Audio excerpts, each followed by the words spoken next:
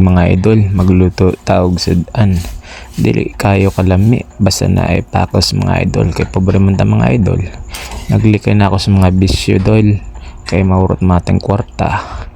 Mao ni atong bisyo karon pagkaon at makatipig kwarta para may padala sa pamilya.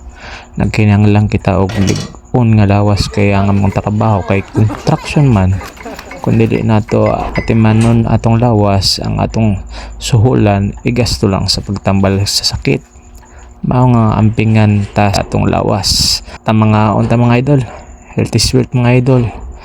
Malangyo na lang ako dol og like and share, then count me in sa baba. Let's go, let's go.